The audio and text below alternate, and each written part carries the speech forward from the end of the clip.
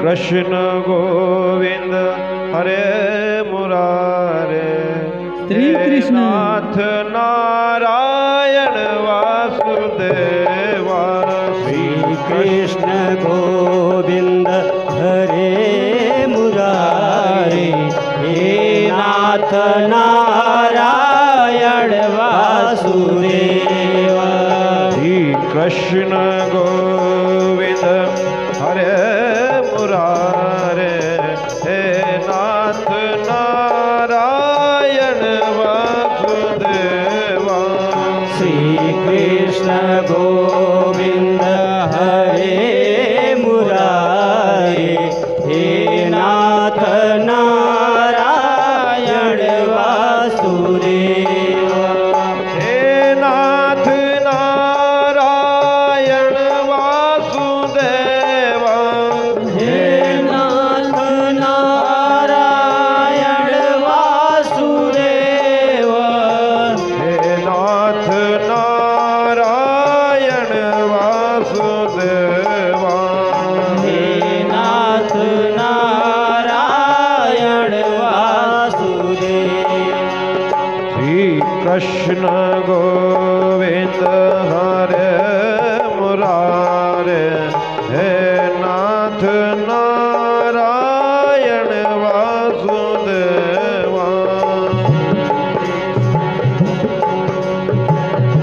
हे मुरारी, हे नाथ नारायण वासुदेवा। श्री कृष्ण गोविंद हरे मुरारे, हे नाथ नारायण वासुदेवा। कृष्ण गोविंद हरे मुरारी, हे नाथ नारायण वासुदेवा। हे नाथ नारायण वासुदेवा। हे नाथ नारायण वासुदेवा। हे नाथ नारायण नारायण वासुदेवा। हे नाथ नारायण वासुदेवा। ओ श्री कृष्ण गोविंद हरे मुरारे, हे नाथ नारायण वासुदेवा। श्री कृष्ण गोविंद हरे अंतर मुरारी। के नहीं, कल्प कल्पांतर के। कल्प का अर्थ है कि एक बार जब प्रलय आ जाती है, सारे जीव को भगवान अपने उदर में समाहित कर लेते हैं, सारी सृष्टि को। और उसके बाद जब पुनः सृष्टि का निर्माण करते हैं तो अपने उदर से सभी के कर्मों के आधार पर उन्हें खोज खोज करके निकाल करके, जैसे जिसका कर्म होता है वैसे उसको दायित्व दे देते हैं, उस तरह का जन्म दे देते हैं। तो जब कई जन्मों का पुण्य उदय होता है, उसके बाद हमें भगवान की कथा श्रवण करने का सौभाग्य प्राप्त होता है। और श्रीमद् भागवत महापुराण एक पुस्तक मात्र नहीं है। श्रीमद् भागवत महापुराण एक पुस्तक नहीं है, ये साक्षात भगवान श्री कृष्ण का विग्रह है, भगवान श्री कृष्ण का साक्षात शरीर है। और भगवान की ये कथा, ये शब्द ब्रह्म है। शब्द ब्रह्म को अर्थात श्रीमद् भागवत महापुराण कथा रूपी शब्द ब्रह्म को श्रवण करके मानव भवसागर से पार जा सकता है, भवसागर से तर सकता है। भगवान सच्चित आनंद हैं, सत्य ही परमात्मा है। चेतन जो इस सृष्टि में जितनी भी चेतना है साक्षात भगवान का ही स्वरूप हैं। बिना रोशनी के आँख का कोई अस्तित्व नहीं होता। आँख है, उसमें रोशनी नहीं है, या आँख है भी सर्वत्र अंधेरा छाया हुआ है, तो आँख क्या देख सकती है? बिना रोशनी के आँख का कोई अस्तित्व नहीं है, लेकिन बिना आँख के भी रोशनी का अस्तित्व है। रोशनी अर्थात पार ब्रह्म परमेश्वर का वो परम प्रकाश, उसका अस्तित्व है। सूर्य में तेज है, लेकिन सूर्य के बिना भी पार ब्रह्म परमात्मा परमेश्वर का जो असीम परम तेज है, उस तेज का अस्तित्व है, उस प्रकाश का अस्तित्व है। ऐसे श्री कृष्ण भगवान के चरणों में कोटि कोटि प्रणाम करता हूँ। और आगे की कथा प्रारंभ करने से पहले कि सर्वप्रथम एक घटना घटी कहाँ।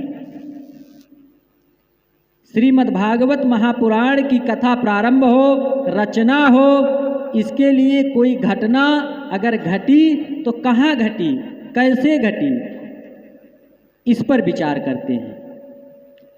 श्रीमद् भागवत महापुराण का प्रादुर्भाव कैसे हुआ, रचना क्यों हुई, किसने किया, किस कारण से इसकी रचना करनी पड़ी। तो भौगोलिक दृष्टिकोण से लखनऊ, उत्तर प्रदेश की राजधानी लखनऊ से पश्चिम नैमिसारण ये तीर्थ है। बद्री नारायण को तपस्या की भूमि कहा जाता है।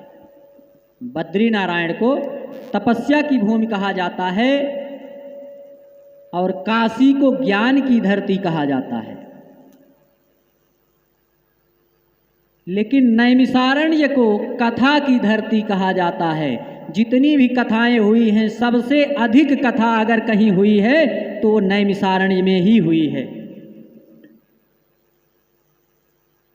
इसलिए नैमिसारण्य को महान तीर्थ कहा जाता है। इसका परीक्षण ब्रह्मा जी ने भी किया है। ब्रह्मा जी ने एक बार एक चक्र छोड़ा था कि ये चक्र जहाँ पर जाकर के गिरेगा वही स्थान अति पवित्र होगा। ये चक्र चलते चलते आकर के नैमिसारण्य में गिरा। उस स्थान को चक्र तीर्थ भी कहते हैं। जहाँ वो चक्र गिरा वही स्थान चक्र तीर्थ बन गया। सौनक जी महाराज ने सूत जी से कहा, सौनक जी महाराज वहीं नैमिसारण्य में सूत जी से प्रश्न कर रहे हैं। सूत जी कथा सुना रहे हैं और सूत जी सुखदेव भगवान के शिष्य हैं। सूत जी से कथा श्रवण करने की इच्छा से सौनक जी ने कहा, क्या कहा कि अब हमें कथा नहीं सुनना है, कथा हमने बहुत सुन लिया, हमने बहुत कथाएं सुन ली हैं, अब कथा सुनने की इच्छा नहीं है। अब हमको आप समस्त कथाओं का सार सुनाइए। जितनी भी कथाएं हमने सुनी हैं उनका निचोड़ क्या है वो आप हमें सुनाइए। कैसे कह रहे हैं कि नैमिषे सूतम आसीन अभिवाद्य महामतिम। नैमिसारण्य में आसीन सूत जी का अभिवादन करते हुए किन शब्दों के साथ अभिवादन कर रहे हैं सौनक जी? अभिवाद्य महामतिम। महामतिम, महामत कह रहे हैं, महान बुद्धिमान, महान ज्ञानी। कथामृत रसास्वाद कुशलो सौनको ब्रवीद। कथा रस का रसास्वादन करने में कुशल सौनक जी सूत जी से कह रहे हैं कि हे महामती सूत जी, महाज्ञानी सूत जी, आप हमें अब समस्त कथाओं का सार सुनाइए। क्या? आसन्ध्वान्त विध्वंस कोटि सूर्य समप्रभ सूताख्या हि कथा सारम मम कर्णो रसायनम। अज्ञान को समाप्त कर देने वाला, कोटि करोड़ों सूर्य के समान प्रकाश देने वाली वो कथा का सार जो है वो आप हमें श्रवण कराइए। मेरे कान जो हैं समस्त कथाओं का सार श्रवण करने के लिए, उनका रसास्वादन करने के लिए व्याकुल हैं। जैसे गणित का पूरा बहुत बड़ा प्रश्न हल करने के बाद अंत में उत्तर आ जाता है, शौनक जी कह रहे हैं उसी तरह से समस्त कथाओं का निचोड़ क्या है वो आप हमें बताइए, हमें श्रवण कराइए। और क्या पूछ रहे हैं? भक्ति ज्ञान विरागा तो विवेको वर्धते महान माया मोह निरासस्य वैष्णवे क्रियते कथम। वैष्णव लोग माया मोह से मुक्ति पाने के लिए कौन सा उपाय करते हैं? जो वैष्णव होते हैं वो इस संसार से 84 लाख के चक्कर से मुक्त होने के लिए कौन सा उपाय करते हैं? हे सूत जी, आप मुझे वो बताइए। तो सूत जी ने कहा कि इस संसार से मुक्त होने का जो मार्ग है वो सिर्फ एक ही है। वो गुरु के द्वारा बताए गए ज्ञान से आप इस संसार के भवसागर से मुक्त हो सकते हैं, आपका कल्याण हो सकता है। कहते हैं गुरुम बिना विद्या न लभते, गुरु के ज्ञान के बिना इस संसार सागर से मुक्ति नहीं प्राप्त हो सकती। अर्जुन ने भी नतमस्तक होकर कन्हैया से कहा कि हे गोविंद, मैं आपका चेला हूं, मैं आपका शिष्य हूं। शिष्यते अहम साधिमाम त्वाम शरणं प्रपन्नम। हे केशव, मैं आपका शिष्य हूं और आपकी शरण में हूं। आप मेरे गुरु बन जाओ और मुझे ज्ञान दो। भगवान ने भी बिना चेला बनाए अर्जुन को ज्ञान नहीं दिया। अर्जुन की निर्मल भावना को देख करके भगवान ने अर्जुन को अभय दान दे दिया और कहा कि हे अर्जुन, कि सर्वधर्मान परित्यज्य, सारे धर्मों को छोड़ दो। सर्वधर्मान परित्यज्य माम एकम शरणं व्रज अहम त्वाम सर्व पापेभ्यो मोक्षयिष्यामि इमाम शुच। सारे धर्मों को छोड़ करके एक मेरी शरण में आ जाओ, मैं तुम्हारे सारे पापों को नष्ट करके तुम्हें मोक्ष प्रदान करूंगा। ये है शरणागति का फल। जब तक अर्जुन इधर उधर की बात करते रहे तब तक उनको ज्ञान नहीं हुआ। जब भगवान की शरण में आ गए, सब कुछ छोड़ दिया, तब जाकर भगवान श्री कृष्ण ने उनको ज्ञान दिया। सूत जी ने कहा कि शौनक जी, ये कथा किसे सुनाई जाए। कथा श्रीमद् भागवत महापुराण की जो कथा है ये किसे सुनाई जाए। क्या धनवान को कथा सुनानी चाहिए? धनवान अपने अहंकार में, अपने धन के मद में होता है, तो कथा ये नहीं एक धनवान को न सुनाई जाए, लेकिन सिर्फ इस कारण से कि वो जैसा भी है, दुष्ट है, दुरात्मा है, लेकिन धनवान है तो उसको कथा सुना दी जाए, तो कथा धनवान को नहीं सुनानी चाहिए। क्या कुख्यात को कथा सुनानी चाहिए? कुख्यात बड़ा डकैत हो, बदमाश हो, लुटेरा हो, माफिया हो, उसके डर से क्या उसे कथा सुनानी चाहिए? सूत जी कह रहे हैं कि उसे भी कथा नहीं सुनानी चाहिए, वो भी भगवान की कथा का अधिकारी नहीं है। अश्रद्धालु को, जिसके मन में भगवान के प्रति श्रद्धा न हो, धर्म के प्रति श्रद्धा न हो, आस्था न हो, भगवान में विश्वास न हो, क्या उसे कथा सुनाई जा सकती है? उसे भी कथा नहीं सुनानी चाहिए।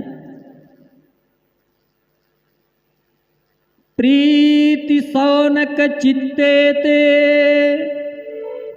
यतो वात्मि विचार्य च। हे सौनक, आपके हृदय में जो परमात्मा के प्रति असीम प्रेम है, असीम प्रीति है, इसीलिए तुम कथा सुनने के अधिकारी हो, और मैं आपको कथा जरूर सुनाऊंगा। बोलिए वृंदावन बिहारी लाल की जय।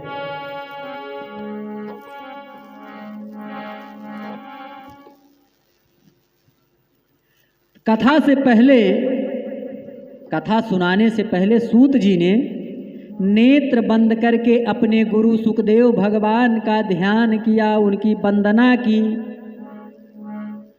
सूत जी बोले, वंदना करने के बाद सूत जी बोले कि जो पैदा हुआ है, जो इस धरती पर जिसका जन्म हुआ है, उसको एक दिन जाना है, उसकी मृत्यु निश्चित है। इसलिए अपना टिकट बनवा लेना चाहिए, रिजर्वेशन करा लेना चाहिए।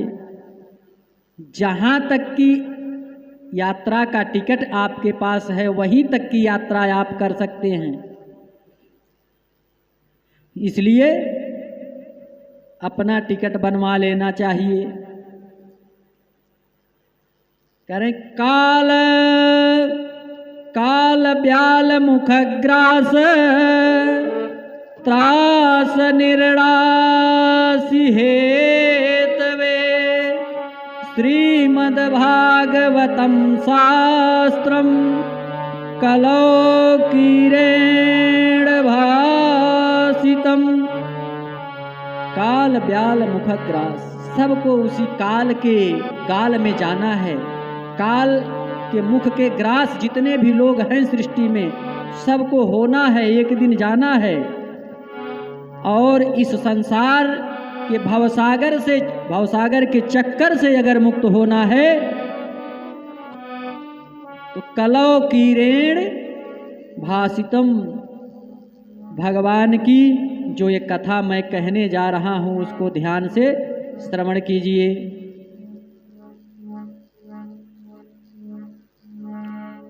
सूत जी ने कहा कि श्री सुखदेव भगवान के द्वारा कही गई श्रीमद्भागवत महापुराण की ये पवित्र पावन कथा ही कलिकाल के जीवों को, कलयुग के जीवों को काल के गाल से बचा सकती है।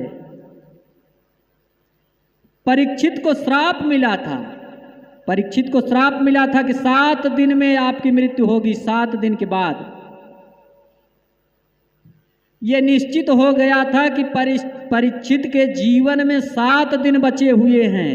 उनको 7 दिनों का समय मिल गया था और यहाँ किसी को 7 सेकंड का भी भरोसा नहीं है कि हम अगले 7 सेकंड तक चलेंगे कि नहीं चलेंगे। परीक्षित की तो गारंटी हो गई थी कि 7 दिन जीवित रहेंगे, लेकिन यहाँ 7 मिनट की गारंटी नहीं है किसी की। लेकिन फिर भी हम पूरे संसार को अपना मान कर बैठे हैं, और जो अपना है, जिसको अपना बनाना है, उसकी तरफ हम ध्यान ही नहीं देते। वेदांत का अंतिम सूत्र है यथा तो ब्रह्म जिज्ञासा। दृष्टि बदलेगी तो सृष्टि अपने आप बदल जाएगी। तस्मात् भारत सर्वात्मा भगवान ईश्वरो हरि। स्वतः घनश्याम, जब आप इस संसार से ऊपर उठ करके सोचने लगेंगे, जिसने इस धरती पर भेजा है, जिस कार्य के लिए भेजा है, उसका जब चिंतन करेंगे, जगत का चिंतन छोड़ करके जगदीश का चिंतन शुरू कर देंगे, तब आपकी दृष्टि में सदैव भगवान ही दिखाई देंगे। मीरा की तरह, जैसे घनश्याम स्वतः मीरा को हर जगह दिखाई देते थे। कहाँ कहाँ दिखाई देते थे? कि घाटन में, पाटन में, बीथिन में, बागन में, वृक्षन में, बेलिन में, वाटिका में, वन में, करन में, दीवारन में, देहरी दरीचन में, हीरन में, हारन में, भूषण में, तन में, जहाँ देखें श्याम ही दिखाई दे। मेरो श्याम बस गयो मेरे नयनन में। बोलो वृंदावन बिहारी लाल की। जोर पड़ रहा है बोलने।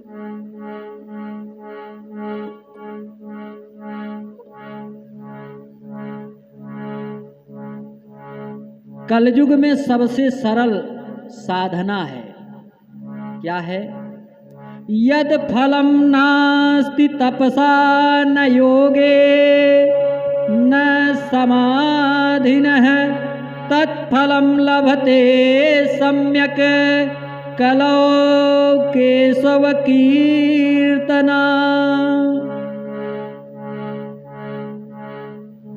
कलयुग में साधना का सबसे आसान तरीका है।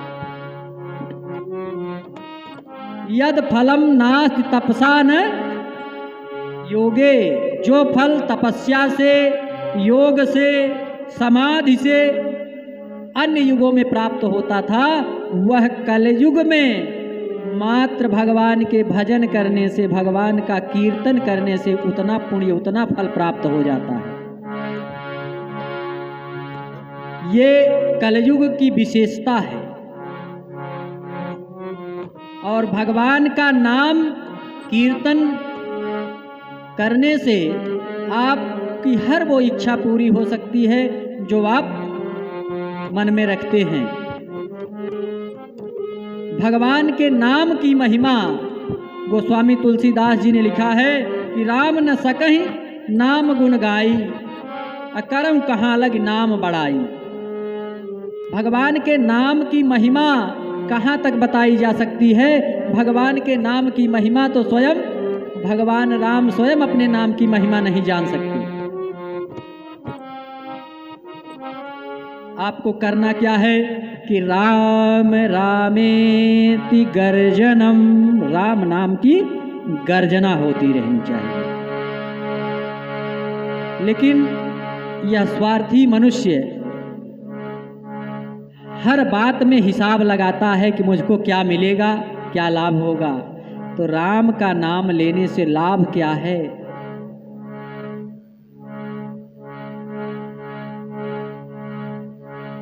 भवभर्जनम बीजानाम, भवभर्जनम बीजानाम। जैसे बीज को भार में भूज दिया जाता है, बीज को भूज दिया जाता है, तो अगर उसको आप खेत में उसकी बुवाई करेंगे तो क्या उसमें से अंकुरण निकलेगा?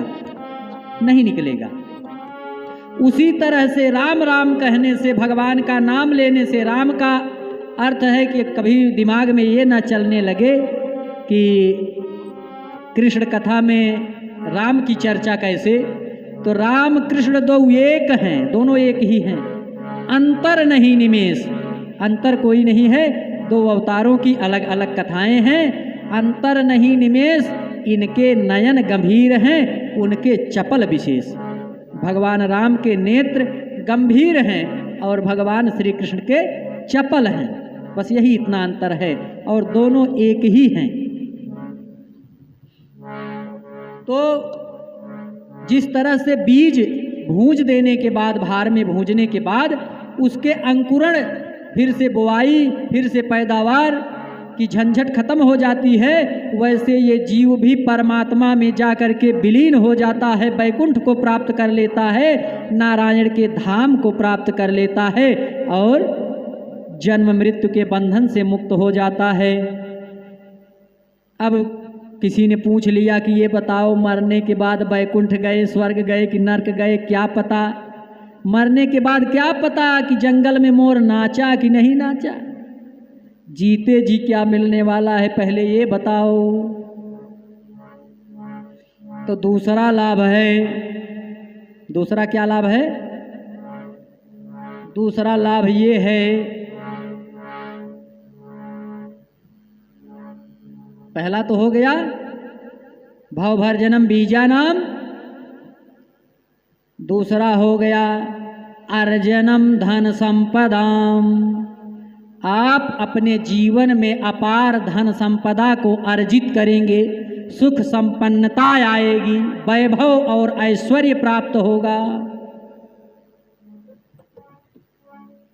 ये हुआ कि मान लीजिए धन प्राप्त हो गया, ऐश्वर्य प्राप्त हो गया, आदमी मर गया तो उसका क्या मतलब है, सब कुछ धरा रह गया। तो तीसरा लाभ क्या है? तीसरा लाभ है कि तर्जनम यमदूता नाम, यम के दूत जो हैं वो आपको देख करके भाग जाएंगे, जो राम राम कहते हैं, जो कृष्ण कृष्ण कहते हैं, जो नारायण नारायण कहते हैं, जो भगवान का नाम लेते हैं, गंगा गायत्री और गीता का नाम लेते हैं,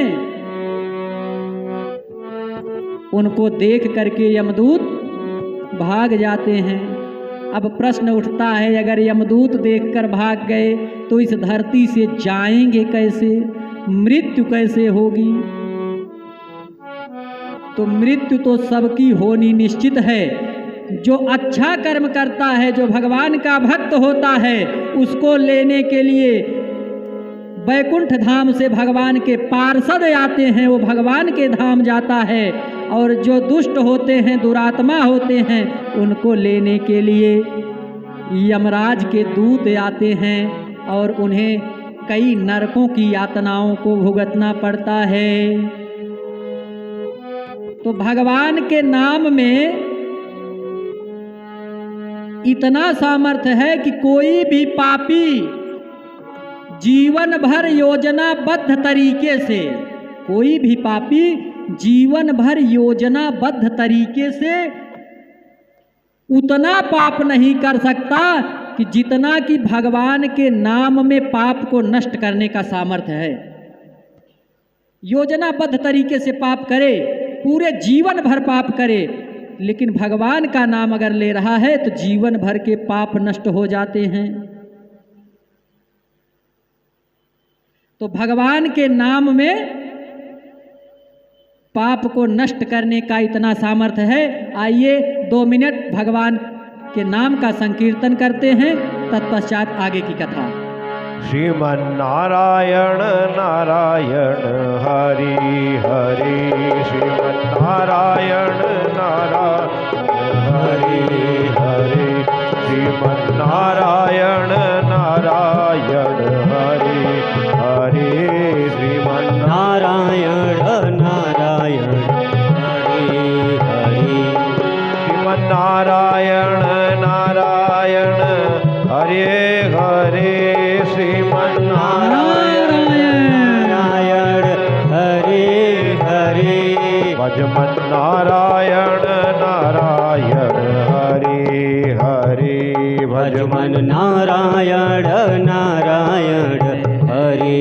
हरे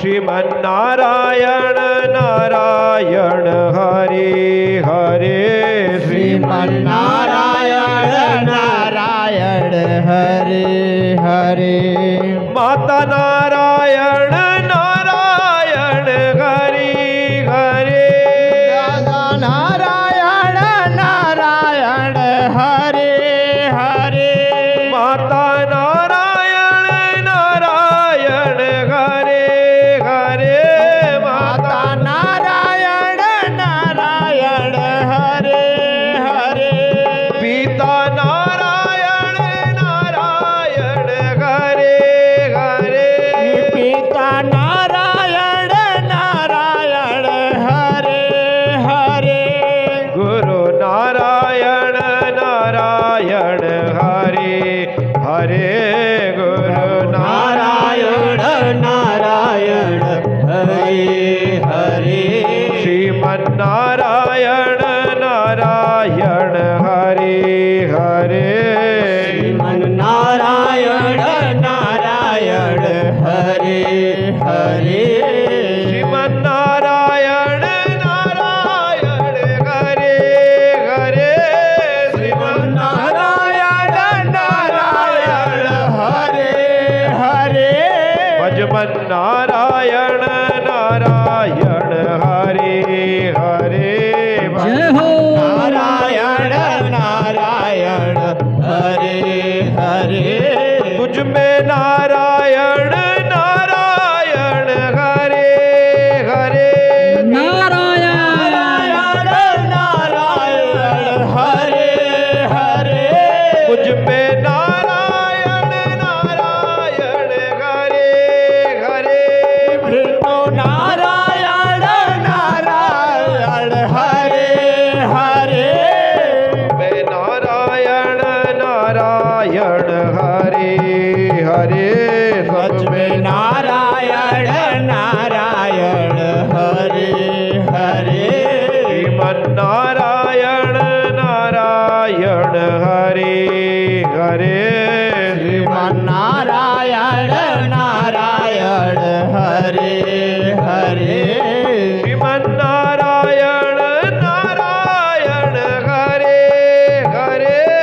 श्रीमन्नारायण नारायण हरे हरे नारायण नारायण हरे हरे भजमन नारायण नारायण हरे हरे श्रीमन्नारायण नारायण हरे हरे भजमन नारायण नारायण हरे हरे श्रीमन्नारायण नारायण हरे हरे बोलिए सच्चिदानंद भगवान की जय हो। भागवत किसे कहते हैं? भागवत नाम क्यों पड़ा? भागवत का अर्थ क्या है? भा प्रकाशौ चिदानंदो गतिर्जास अलौकिकी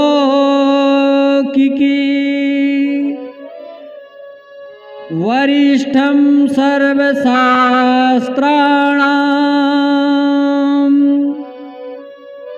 तरणीभूत भवार्णवः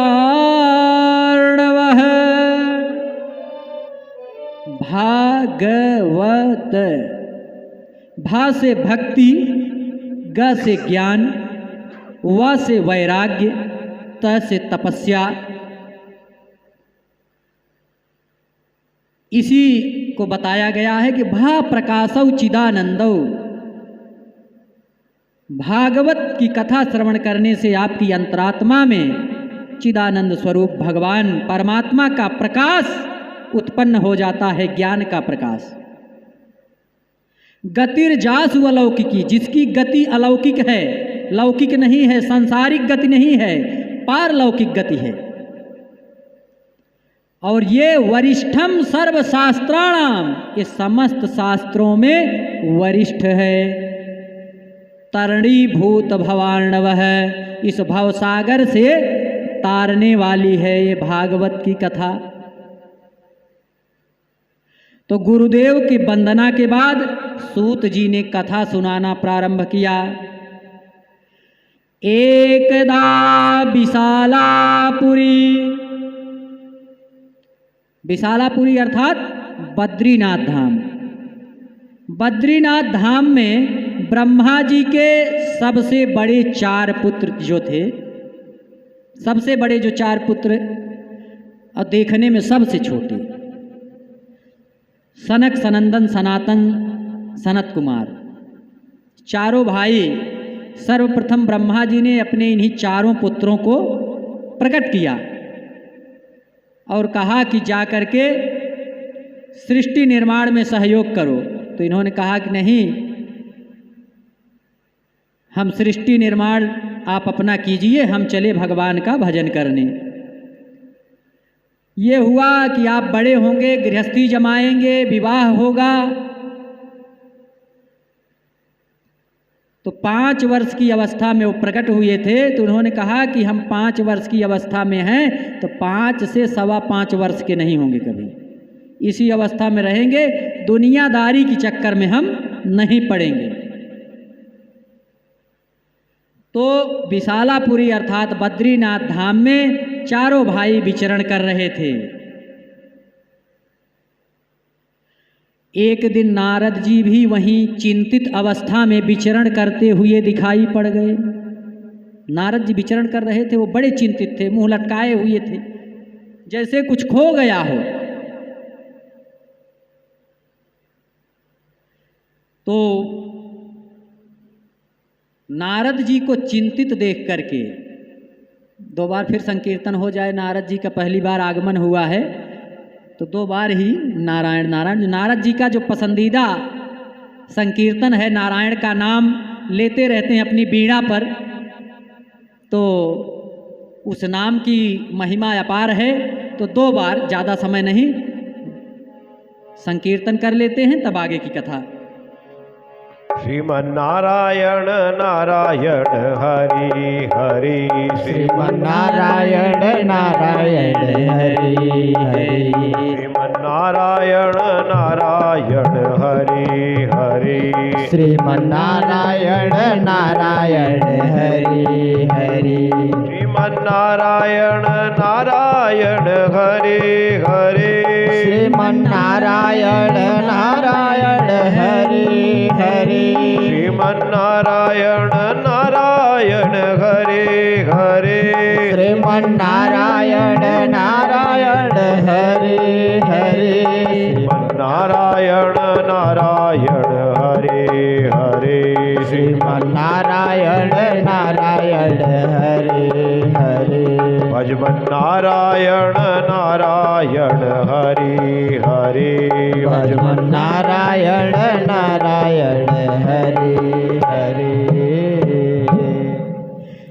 नारद जी को चिंता से व्याकुल देख करके सनकादि चारों भाइयों ने प्रश्न किया, कथम ब्राह्मण दीन मुख कुतस चिंता आतुरो भवान, त्वरितं गम्यते कुत्र कुतश्च आगमनं तव। पूछा कि हे देवर्षि नारद, आप यहाँ मलिन मुख के साथ कैसे विचरण कर रहे हैं?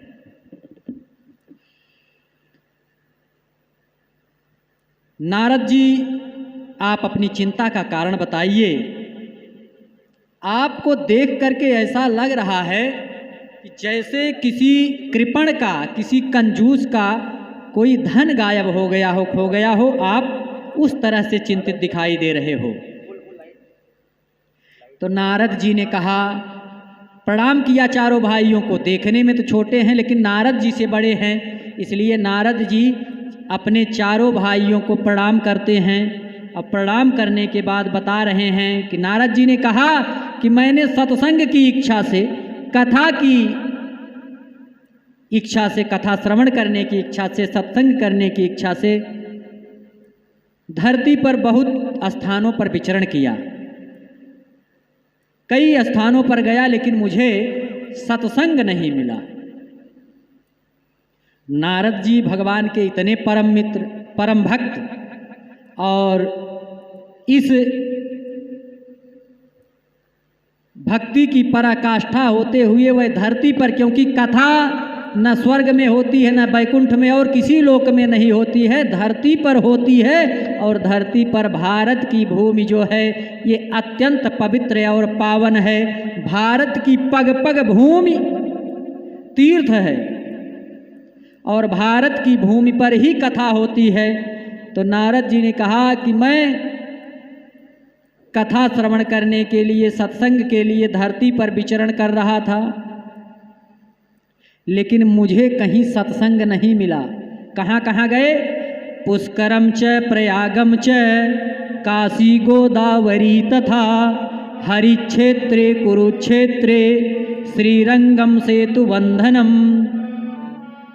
पुष्कर गए, प्रयाग गए, काशी, गोदावरी, हरिक्षेत्र हरिद्वार, कुरुक्षेत्र, श्रीरंगम, सेतु बंधु, रामेश्वर, पूरे सभी तीर्थ क्षेत्रों में विचरण कर लिया, लेकिन कहीं मुझे सत्संग नहीं मिला। महात्माओं के पास गए तो महात्माओं के पास जब नारद जी जाते तो कुछ महात्मा ऐसे पहले से ही मौन धारण कर लेते, इशारे में बात करते कि चलो हटो, अभी हमारा मौन है, कौन झंझट पाले नारद जी से सत्संग करे, कुछ पूछ लेंगे, ऐसा घुमा फिरा के पूछ लेंगे तो बता नहीं पाएगा। तो नारद जी से सत्संग करने का साहस किसी का नहीं हो रहा था, इसलिए किसी ने उनसे सत्संग और कथा नहीं की। महात्माओं के पास भी जब सत्संग नहीं मिला तो गृहस्थों के घर चले गए। अब गृहस्थ के घर जा कर के देख रहे हैं कि तरुणी प्रभुता गेहे श्याल को बुद्धिदायक है। वहाँ पर तरुणी प्रभुता गेहे, पत्नी महारानी का राज चल रहा है। और किस पत्नी का? दादाजी की पत्नी का नहीं, जो सबसे नई वाली दुल्हन घर में आई है उसी की गवर्निंग चल रही है पूरे परिवार में, उसी का दिशा निर्देश चल रहा है। तो देख रहे हैं गृहस्थों के यहाँ स्त्रियों का राज चल रहा है और श्याल को बुद्धिदायक है। जब कोई कार्यक्रम होता है, आयोजन होता है तो सलाह मशविरा मंत्रणा के लिए किसे बुलाया जाता है? साले साहब को बुला लिया जाता है। बड़े बुजुर्गों से सलाह नहीं ली जाती। श्याल को बुद्धिदायक है, राय मशविरा, सलाह मशविरा करने के लिए साले साहब बुला लिए जाते हैं। नारद जी ने कहा इसी तरह से विचरण करता हुआ मैं वृंदावन पहुंचा। जब नारद जी वृंदावन पहुंचे तो वहां पर देख रहे हैं तत्राश्चर्यम मया दृष्टम। वहां मैंने एक बहुत बड़ा आश्चर्य देखा कि एक तरुणी स्त्री, तरुणी मतलब जवान स्त्री खड़ी है और उसके सामने दो वृद्ध मूर्छित अवस्था में पड़े हुए हैं और वो तरुणी स्त्री रो रही है और कुछ महिलाएं उसे सांत्वना दे रही हैं, समझा रही हैं। नारद जी ने सोचा कि जा कर के पूछूं कि क्या बात है, क्यों रो रही हैं। आगे बढ़े, फिर सोचे कि यहाँ महिलाओं का ही डेरा लगा हुआ है, स्त्रियां ही हैं, इनके बीच में जा कर के यदि मैं कुछ कहता हूँ, कोई आरोप प्रत्यारोप लग जाए, जुग जमाना बड़ा गड़बड़ है। हम संत आदमी कहीं कोर्ट कचहरी के चक्कर में पड़ गए तो दौड़ते दौड़ते मुकदमा लड़ते लड़ते दशा खराब हो जाएगी। यही सोचकर नारद जी वापस जाने लगे।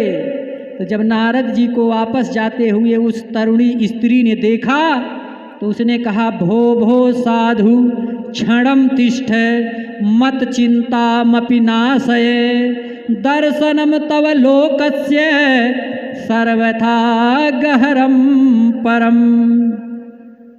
हे नारद जी रुकिए, आप जैसे साधु का दर्शन कर लेने मात्र से, जो भी व्यक्ति आपका दर्शन कर ले, आप जैसे संत का दर्शन कर ले, उसके सारे पाप ताप संताप सब नष्ट हो जाते हैं। तो ये मेरा परम सौभाग्य है कि आप यहाँ आ गए हैं। मेरी समस्या को सुन लीजिए, उसका समाधान कर दीजिए, तब जाइए। अब नारद जी फिर वापस आ गए। नारद जी कह रहे हैं कि मैंने जाकर के पूछा कि हे देवी आप कौन हैं, क्यों रो रही हैं, ये दोनों वृद्ध जो हैं ये कौन हैं, ये स्त्रियां आपसे क्या कह रही हैं। तो उस स्त्री ने बताया कि मैं भक्ति देवी हूँ, कर्नाटक में पैदा हुई, मद्रास में पली बढ़ी, जवान हुई, महाराष्ट्र में भी मेरा खूब स्वागत सत्कार हुआ, आगे बढ़ी और जब मैं गुजरात पहुंची तो मेरी बड़ी दुर्दशा हुई और मैं वहीं वृद्धावस्था को प्राप्त हो गई और ये मेरे दोनों पुत्र भी वहीं वृद्धावस्था को प्राप्त होकर के अचेत हो गए। इनको अचेत मूर्छित अवस्था में लेकर के मैं समस्त तीर्थों में विचरण कर रही हूँ। अपने दोनों पुत्रों को लेकर के मैं कई तीर्थ स्थानों पर टहलते हुए जब मैं वृंदावन आई तो वृंदावन में कुछ भक्ति का प्रभाव है, लेकिन ज्ञान और वैराग्य का प्रभाव यहाँ भी नहीं है। मैं तो जवान हो गई, लेकिन मेरे ये दोनों पुत्र ज्ञान और वैराग्य अभी भी अचेत अवस्था में मूर्छित पड़े हुए हैं। नारद जी ने कहा कि आप चिंता मत कीजिए, इसकी बड़ी बढ़िया दवाई हमारे मेडिकल स्टोर में है। हम जैसे ही दवाई खिलाएंगे सब एकदम ठीक हो जाएंगे, फिर से जवान हो जाएंगे, आप चिंता मत कीजिए। नारद जी ने हर प्रकार से प्रयास किया, गीता पाठ, वेद पाठ, चारों वेद सुना दिए, गीता कई बार सुनाया, गीता पाठ मोहर मोहर कई बार गीता का पाठ सुनाया। थोड़ी चेतना आई, उठे बैठे फिर अचेत होकर गिर गए। नारद जी ने जब अपने मेडिकल स्टोर की जितनी भी दवाई थी सबका प्रयोग करके देख लिया, थक हार गए, तब नारद जी ने अपना मुंह लटका लिया। जब नारद जी चिंतित हो गए तो आकाशवाणी हुई कि हे नारद जी सावधान होकर सुनो, चिंता मत करो, प्रयत्न करो। नारद जी ने कहा कौन सा प्रयत्न करूं, जितना प्रयत्न हो सकता था मुझसे मैंने कर लिया, कोई प्रभाव नहीं पड़ा। अब और कितना प्रयत्न करूं, कितना प्रयास करूं। आकाशवाणी ने कहा प्रयास करो, सत्कर्म करो, सत्कर्म से ये ज्ञान और वैराग्य ये दोनों फिर से चैतन्य हो जाएंगे। अब नारद जी ने पूछा कि ये सत्कर्म है क्या, कहाँ मिलेगा सत्कर्म।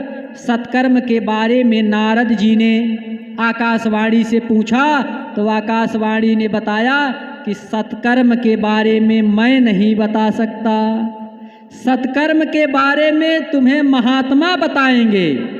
अब नारद जी वही महात्मा को ढूंढने निकले हुए हैं। इस नारद जी सनकादि चारों ऋषियों से कह रहे हैं, अपने बड़े भाइयों से, कि इसी चिंता को लेकर के मैं तमाम तीर्थों में विचरण करते हुए बद्री नारायण धाम आ गया हूँ।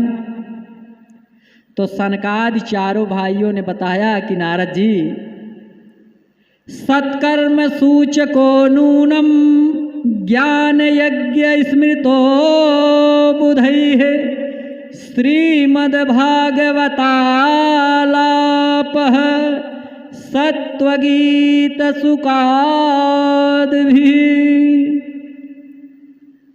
सुखदेव भगवान के द्वारा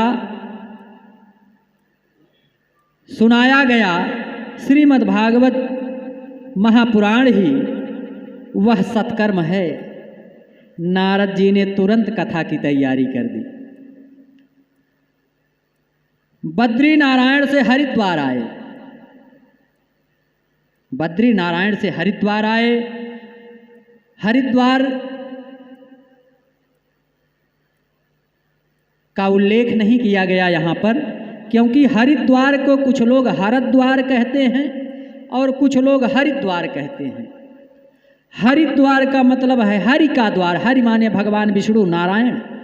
हरद्वार का मतलब है भगवान भोलेनाथ महादेव। तो महादेव का द्वार शिव के भक्त कहते हैं। तो कहीं दोनों पक्षों में इसको लेकर विवाद ना हो, इसलिए सीधे कहा गया गंगा द्वार समीपे तू तटमानंद नामक है। गंगा के किनारे आनंद नामक तट पर अर्थात हरिद्वार में ही बालू की व्यासपीठ बनाई गई। सारे ऋषि मुनि महात्माओं को सूचना दी गई कि श्रीमद्भागवत महापुराण की कथा सनकादि चारों ऋषि कहने जा रहे हैं। सूचना मिलते ही दूर दूर से संत महात्मा अमलात्मा विमलात्मा इस पावन पुराण की कथा सुनने के लिए आकर के अपना आसन लेकर के बैठ गए। और आज क्या स्थिति है, कई दिन से अनाउंस हो रहा है कि यहाँ पर 7 दिनों तक भगवान की कथा होने जा रही है, लेकिन संख्या आप लोग आए हुए हैं, लेकिन संख्या कितनी है आप लोग देख ही रहे हैं। तो भगवान की कथा श्रवण करने के लिए किसी भी प्रकार के आमंत्रण और निमंत्रण की प्रतीक्षा नहीं करनी चाहिए। जहाँ भी सूचना मिले कि कथा हो रही है, समय निकाल करके पहुँच जाना चाहिए, क्योंकि ये जीवन जो मिला हुआ है ये वह मार्ग है भगवान को प्राप्त करने का, और अन्य जीवों को ये अवसर नहीं प्राप्त होता है। तो कथा प्रारंभ हुई। भक्ति महारानी भी अपने दोनों पुत्रों ज्ञान और वैराग्य के साथ ताता थैया करती हुई आकर के बैठ करके श्रीमद्भागवत महापुराण की कथा श्रवण करने लगी। चारों भाइयों ने श्रीमद्भागवत महापुराण की कथा श्रवण कराया। कथा सुनकर के ज्ञान और वैराग्य स्वस्थ हो गए, युवा अवस्था को प्राप्त हो गए। भगवान का यशगान करते हुए भक्ति महारानी नाचने लगी। अब भगवान की कथा के बारे में परीक्षित जी ने प्रश्न किया था सुखदेव जी से। क्या पूछा था कि यदि कोई पापी भी, मान लीजिए ये तो ज्ञान वैराग्य पापी तो थे नहीं, ये अचेत हो गए थे, इनका कल्याण हो गया। मान लीजिए कोई पापी व्यक्ति इस कथा को सुन ले तो क्या उसका भी कल्याण हो सकता है? तो भगवान की कथा में ऐसा सामर्थ्य है कि एक पापी जीवन में दिन भर जब सो करके उठे सवेरे, तब से लेकर के योजनाबद्ध तरीके से पूरे दिन भर पाप करे, रात को जग करके पाप करे, और पाप करते करते वो मर जाए और मर करके प्रेत हो जाए, और उसके बाद भी भगवान की इस पावन पुराण की कथा को श्रवण कर लेता है तो उसका भी परम कल्याण हो जाता है। सुखदेव भगवान ने धुंधकारी की कथा सुनाई कि एक पापी धुंधकारी था। धुंधकारी कौन था? तुंगभद्रा नदी तीरे आत्मदेव पंडित है। तुंगभद्रा नदी के किनारे आत्मदेव नाम के एक पंडित रहा करते थे। सत्यनारायण भगवान की कथा पूजा सुना करके अपना जीवन यापन करते थे। नियम निष्ठा से, भक्ति भाव के साथ, भगवान में आस्था विश्वास के साथ रहते थे। लेकिन उनके कोई संतान नहीं, कोई पुत्र नहीं था। बहुत से प्रयास किए, उनके पुत्र नहीं हो रहा था। यहाँ तक कि वो जो गाय भी लाते थे वो गाय भी बंध्या निकल जाती थी, वो भी बच्चा नहीं देती थी। एक दिन थक हार करके, अपने जीवन से ऊब करके कि मेरे पुत्र ही नहीं हो रहा है, आत्मदेव जी जंगल में आत्महत्या करने के लिए चले गए। रोते हुए चले जा रहे थे, रोते हुए चले जा रहे थे कि मेरे कोई पुत्र ही नहीं हो रहा है। और पुत्र होना प्रत्येक व्यक्ति के लिए आवश्यक क्यों होता है कि नरकात त्रायते सपुत्र है। जो नरक से तार दे वही पुत्र है, और नरक से तारने के लिए पुत्र का होना आवश्यक है। लेकिन अगर भाई के भी पुत्र है, परिवार में, कुल खानदान में कोई पुत्र है, तो उसे अपना ही पुत्र मानिए। तो रोते हुए जा रहे थे तो एक संत महात्मा जा रहे थे, उन्होंने देखा कि एक ब्राह्मण रो रहे हैं। क्यों रो रहे हैं? जाकर के पूछा कि कथम रोदिसि विप्र, कथम रोदिसि विप्र त्वं काते चिंता वलीयसी वद त्वं सत्वरं मह्यं त्वं दुःखस्य कारणम्। क्यों रो रहे हो? क्या चिंता है? अपने दुख का कारण बताओ। तो महात्मा को देख करके आत्मदेव ने उनके चरण पकड़ लिए, चरण पकड़ लिए।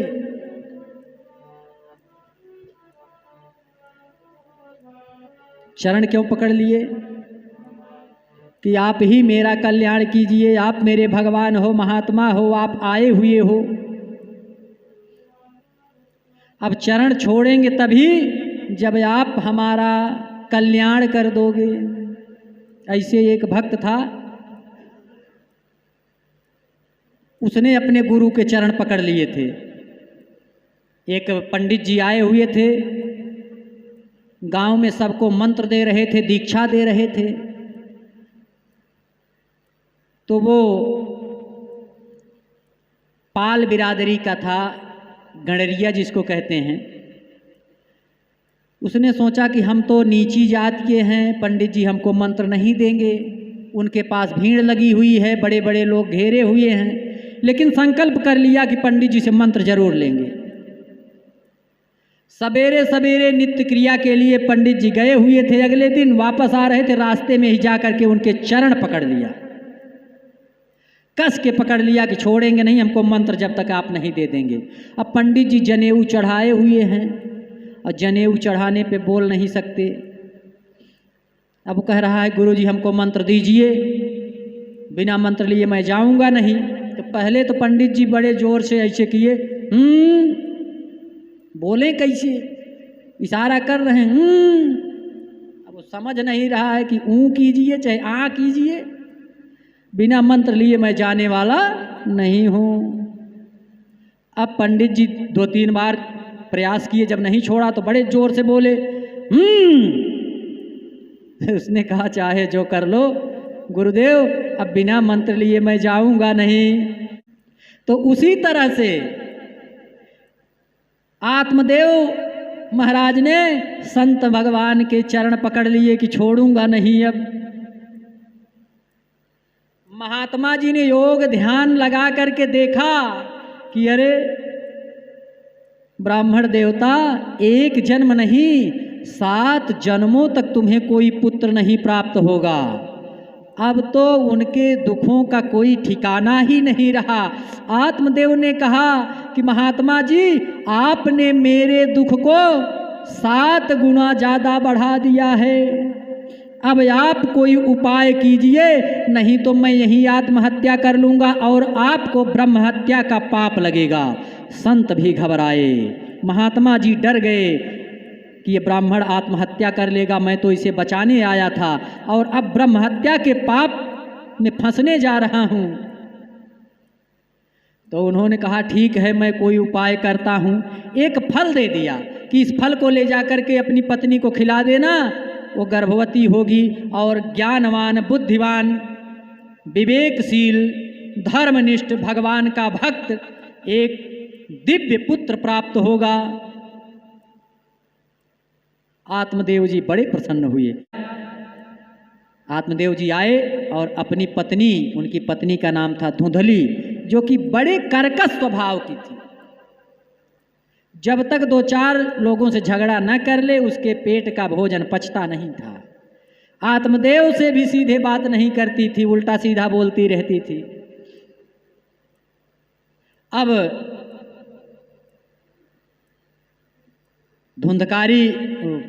धुंधली ने क्या किया, धुंधली को फल दिए, कहा कि स्नान करके फल खा लेना, फल खाओगी तो गर्भवती हो जाओगी और बहुत ही बुद्धिमान पुत्र पैदा होगा। धुंधली ने कहा कहीं फल खाने से बेटा पैदा होता है। पड़ोसन आई, पड़ोसन से उसने बताया कहीं से फल लेकर के आए हैं। उसने कहा कि संत महात्मा की बात है, खा लो, महात्मा ने दिया है, संत ने दिया है, कल्याण हो सकता है, पुत्र हो सकता है। उसने कहा मान लीजिए सही में पुत्र हो गया तो?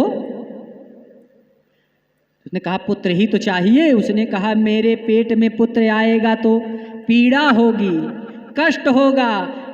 मान लीजिए आग लग गई गांव में, घर में, तो मैं भागूंगी कैसे, मेरे काम कौन करेगा? तो पड़ोसन ने कहा कि अपनी ननद को बुलवा लो, ननद आएगी, जब ननद आएगी तो सारा कामकाज करेगी।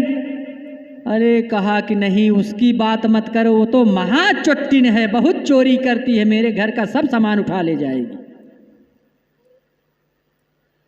तो पड़ोसन ने कहा तेरी जैसी मर्जी, खाना हो फल खा लेना, ना खाना हो मत खाना, मेरा दिमाग तो मत खाओ। वो चली गई।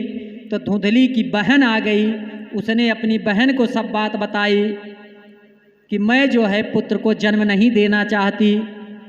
तो उसने कहा ऐसा करो, इस फल को गाय को खिला दो और मेरे पुत्र पैदा होने वाला है, जब पैदा होगा तो मैं उसे तुम्हें दे दूंगी, तुम बता देना कि मैं गर्भवती हूँ, पुत्र पैदा हुआ है। उसने कहा ये उपाय बढ़िया है। अब धुंधली की बहन चली गई।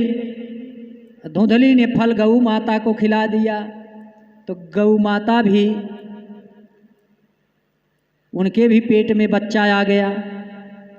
अब समय के साथ साथ धुंधली के बहन ने एक पुत्र को जन्म दिया और उधर गऊ माता के कान से गोकर्ण महाराज पैदा हो गए। पूरा शरीर मानव का कान गाय के कान की तरह। तो गाय के कान की तरह कान थे, इसलिए उनका नाम गोकर्ण महाराज, गोकर्ण रखा गया। अब आत्मदेव जी बड़े प्रसन्न कि कहाँ मेरे पुत्र नहीं हो रहा था, अब मुझे भी पुत्र हो गया और मेरी गऊ माता को भी पुत्र हो गया। तो आत्मदेव जी अपने नाम के आधार पर अपने पुत्र का नाम शायद आत्म प्रकाश रखना चाहते थे, लेकिन धुंधली ने कहा कि 9 महीने पेट में मैंने रखा है तो नाम भी मेरे जैसा होना चाहिए। मेरा नाम धुंधली है तो इसका नाम धुंधकारी होगा। अब धुंधकारी नाम पड़ गया। अब धीरे धीरे धुंधकारी बड़ा हुआ। महान दुरात्मा, महान पापी, हिंसक प्रवृत्ति, मदिरा पान करना, वैश्यावृत्ति करना, जितने दुर्गुण थे सब उसके अंदर आ गए। और गोकर्ण महाराज कैसे थे? गोकर्णो पंडितो ज्ञानी धुंधकारी महाखलः। गोकर्ण जो है ज्ञानी पंडित हुए और धुंधकारी महान दुष्ट हुआ। उसकी दुष्टता को देख करके आत्मदेव जी एक दिन आत्महत्या करने जाने लगी। एक समय ऐसा था कि पुत्र नहीं था, पुत्र के लिए आत्महत्या करने जा रहे थे। आज ऐसा पुत्र पैदा ही क्यों हो गया, इसलिए आत्महत्या करने जा रहे हैं। गोकर्ण महाराज ने बड़ा ही सुंदर उपदेश दिया आत्मदेव जी को कि बड़े भाग मानुष तन पावा, सुर दुर्लभ सदग्रंथ निगावा, ईश्वर अंश जीव अविनाशी। तरह तरह से उपदेश दे करके समझाया कि आप आत्महत्या न करें। भगवान अर्जुन से कहते हैं कि मम मना भव मद भक्ता भव, मेरे हो जाओ, मेरी शरण में आ जाओ। तो आत्मदेव जी जंगल में चले गए तपस्या करने कि अब मैं घर नहीं चलूंगा। जिस वस्तु का आप जीवन में प्राथमिकता से स्मरण करते हैं, अंत में वही दिखाई देगा।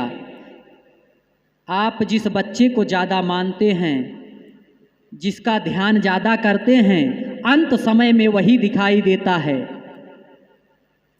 यम यम वापि स्मरन् भावम त्यजन्तन्ते कलेवरम तम तमेवै कौन्तेय सदा तद्भाव भाषिकः। बहुत प्रकार से जब गोकर्ण महाराज ने समझाया, गोकर्ण महाराज के समझाने पर आत्मदेव जी तपस्या करने के लिए चले गए। उसके बाद धुंधकारी के भय से एक दिन धुंधली भी घर छोड़कर भाग गई। धुंधकारी की जो प्रवृत्ति थी उससे ऊब करके, उसकी प्रताड़ना से आजिज आकर के एक दिन धुंधली भी घर छोड़कर निकल गई और जंगल में जा कर के एक अंधकूप में गिर करके उसका प्राणांत हो गया। धुंधली की मृत्यु हो गई। अब तो धुंधकारी वैश्याओं को घर में ही ला करके रखने लगा। मदिरापान, वैश्यावृत्ति, चोरी, डकैती, हिंसा सब करने लगा। गणिकाओं को अपने घर में रखा। एक दिन किसी राजा के घर से ढेर सारा सोना चांदी धन लूट करके ले आया, चोरी करके वैश्याओं को दिया। तो वैश्याओं ने कहा कि ये राजा के घर में चोरी कर रहा है, किसी दिन पकड़ा गया तो हम लोग भी इसी के साथ मारे जाएंगे। इसलिए सभी गणिकाओं ने धुंधकारी को चारपाई पर लिटा करके एक बांस के डंडे को उसके गले पर रखा। दो वैश्याओं ने इधर से दबाया, दो ने इधर से दबाया। धुंधकारी का मुंह खुल गया दबने से। जब मुंह खुला बड़ा सा तो एक गणिका ने जलता हुआ आग का अंगारा ला करके धुंधकारी के मुंह में डाल दिया, जिससे धुंधकारी का भी प्राणांत हो गया। जब धुंधकारी भी मर गया तो गणिकाएं जो थीं, जितना धन था वो लेकर के वहाँ से चली गईं। गोकर्ण महाराज तीर्थ यात्रा पर निकले हुए थे। उन्हें वहाँ पर जब जानकारी हुई कि धुंधकारी की मृत्यु हो गई है तो उसका भी पिंडदान कर दिए गया में, जगन्नाथ जी में। कुछ दिन बाद गोकर्ण जी तीर्थ यात्रा से लौट करके जब अपने घर आए, रहने लगे, तो धुंधकारी जो कि प्रेत हो चुका था, तरह तरह के भयानक आवाज़ करके डराया करता था। कभी शेर की आवाज़, कभी कुत्ता की आवाज़, कभी बिल्ली बन जाता था, कभी भेड़ बकरी आदि बन करके, कभी भैंसा बन जाता था, डराया करता था। तो गोकर्ण महाराज ने गायत्री मंत्र से अभिमंत्रित करके जल फेंका। जब जल फेंका उसके ऊपर तो वो स्वयं अपने रूप में आ गया। पूछा कि आप कौन हैं? तो धुंधकारी ने कहा, अहम भ्राता त्वदीयोऽस्मि धुंधकारी इति नामतः। मैं तुम्हारा भाई धुंधकारी हूँ और प्रेत हो गया हूँ। अब गोकर्ण महाराज ने कहा, मैंने तो तुम्हारा पिंडदान गया में कर दिया था, फिर भी प्रेत योनि में भटक रहे हो। तो धुंधकारी ने कहा कि मैंने इतना पाप किया है कि एक बार नहीं, गया में कई बार मेरा पिंडदान करो, श्राद्ध करो, लेकिन मुझे मुक्ति नहीं मिल सकती। मेरी मुक्ति के लिए आपको श्रीमद्भागवत महापुराण की कथा का आयोजन करना पड़ेगा। तो गोकर्ण महाराज ने श्रीमद्भागवत महापुराण की कथा का आयोजन किया। धुंधकारी प्रेत योनि में था, हवा का एक झोंका उसको इधर से उधर कर दिया करता था। वो कथा सुनने के लिए बार बार व्यासपीठ के सामने आकर बैठता था, लेकिन हवा के वेग से, वायु के वेग से इधर उधर हो जाता था। तो एक बांस गाड़ा गया 7 गांठ का, उसी में उसको स्थापित किया गया और धुंधकारी ने पूरी तन्मयता से भगवान की कथा सुनी। देखिए, भोजन उसी को अच्छा लगता है जिसको भूख लगी हो। जितनी अच्छी भूख होगी, भोजन उतना ही अच्छा आपको लगेगा। और अगर भूख ना लगी हो, 56 प्रकार के भोग रख दिए जाएं कि लीजिए खाइए, तो आपकी इच्छा नहीं होगी। कोई ज़बरदस्ती खिलाए भी तो आपको उसका आनंद नहीं प्राप्त होगा। तो धुंधकारी प्रेत योनि में तड़प रहा था, उसको मुक्ति की भूख लगी हुई थी। उस भूख को लेकर के वो पूरी तन्मयता के साथ भगवान की कथा को श्रवण किया।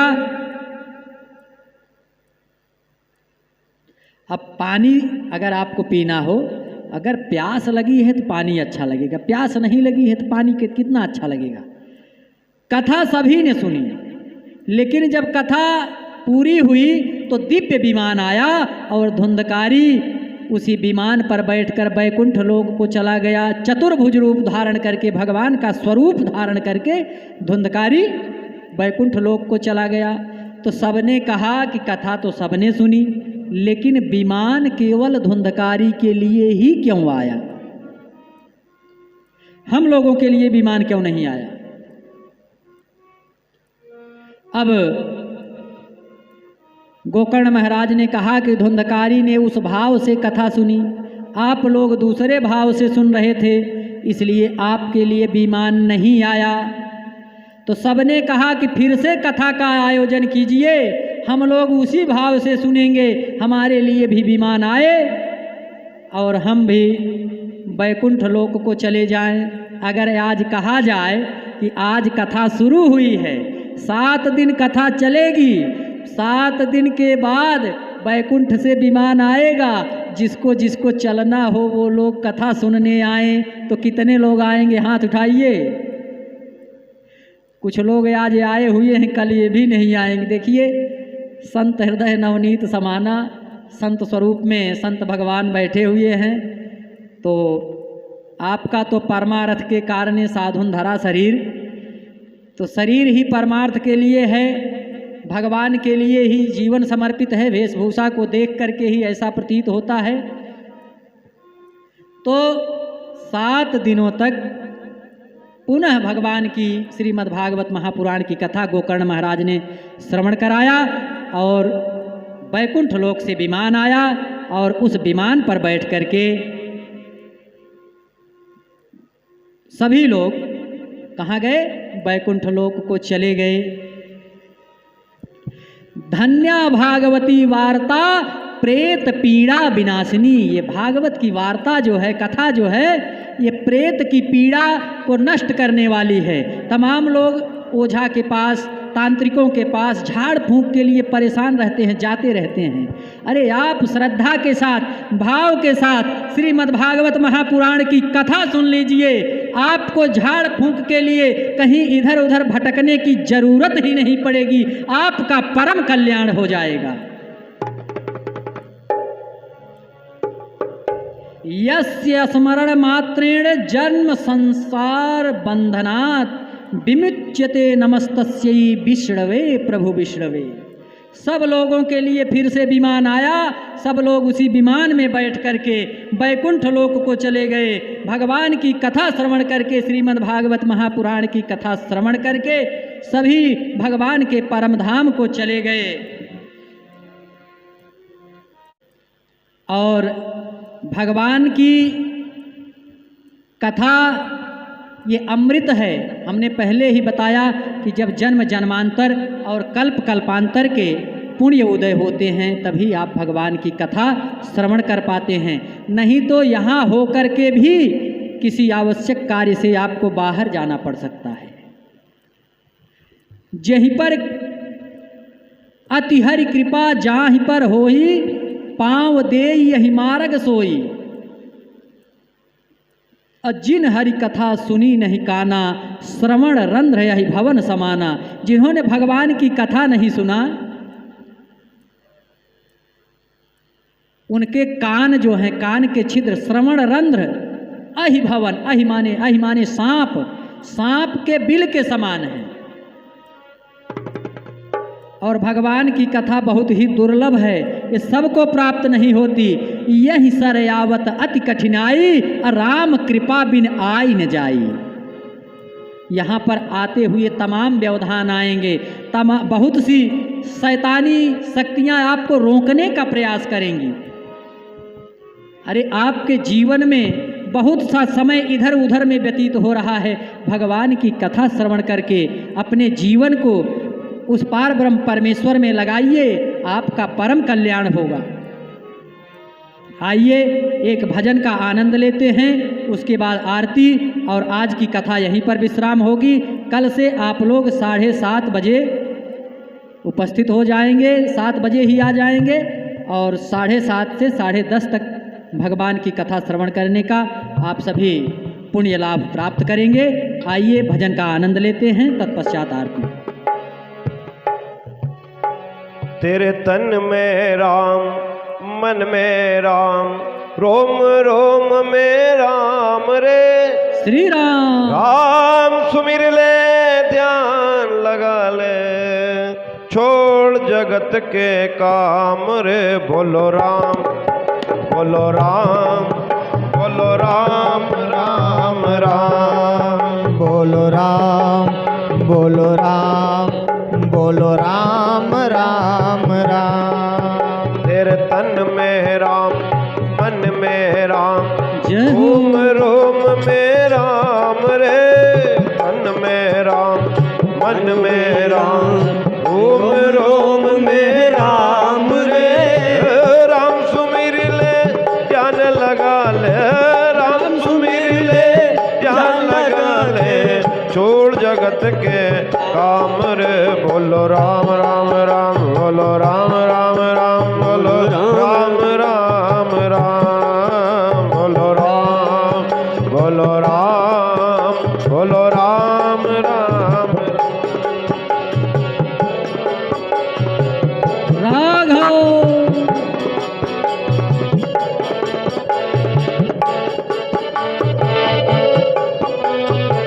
श्री राम।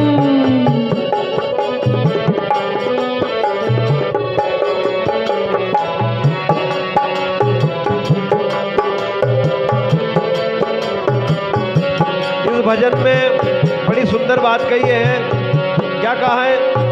माया में तू उलझा दर दर धूल उड़ावे।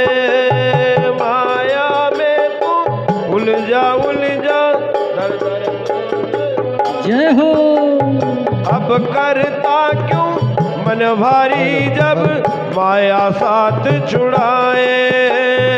अब करता क्यों मन भारी जब माया साथ छुड़ाए।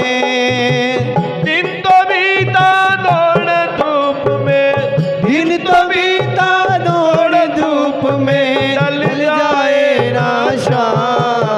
बोलो राम, बोलो राम, बोलो राम राम राम, बोलो राम, बोलो राम, बोलो राम राम राम। तेरे तन में राम, मन में राम, रोम रोम में राम रे। तेरे तन में राम, जय मन हो। में राम, रोम रोम में राम है। ओ राम सुमिर ले, ध्यान लगा ले, ओ राम सुमिर ले, ध्यान लगा ले,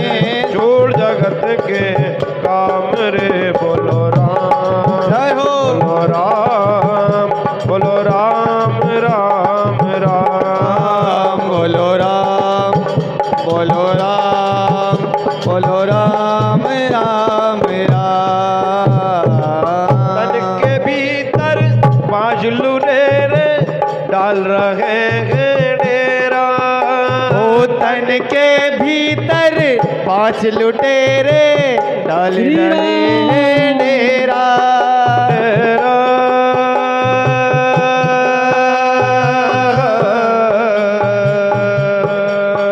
डेरा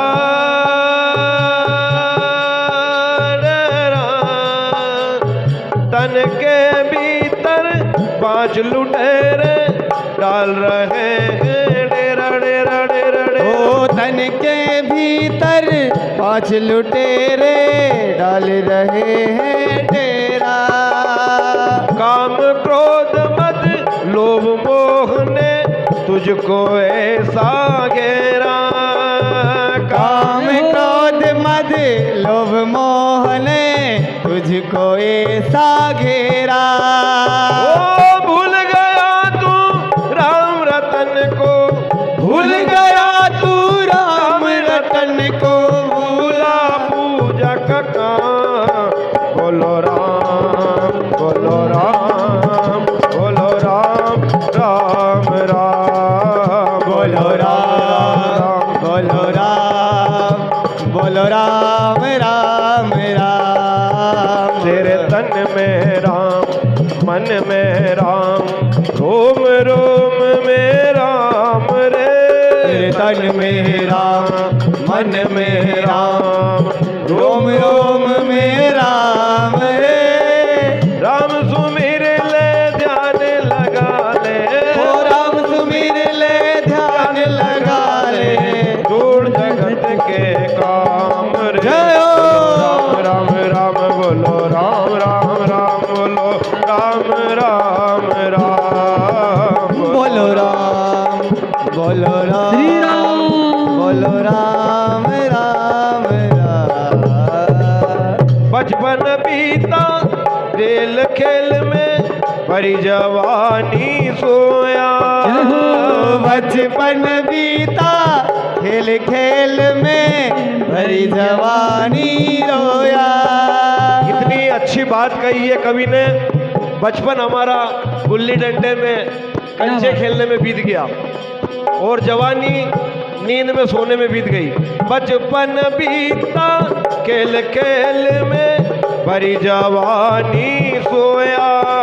हो बचपन बीता खेल खेल में भरी जवानी रोया। देख बुढ़ापा अब क्या सोचे क्या पाया क्या खोया। वो देख बुढ़ापा अब क्या सोचे क्या खोया क्या पाया। देर नहीं है अब भी बंदे, जय हो। देर नहीं है अब भी बंदे भजले प्रभु का नाम। बोलो राम जय हो। बोलो राम राम राम बोलो राम बोलो राम बोलो राम राम राम। तेरे तन में राम मन में राम रोम रोम में राम रे। तन में राम मन में राम रोम रोम में राम रे। ओ राम सुमिर ले ध्यान लगा ले। राम सुमिर ले ध्यान लगा ले। छोड़ जगत के काम रे। बोलो राम राम बोलो राम बोलो राम राम राम बोलो राम बोलो राम राम राम राम बोलो राम राम राम। बोलिए राजा रामचंद्र भगवान की। जय हो कृष्ण कन्हैया लाल की। जय हो।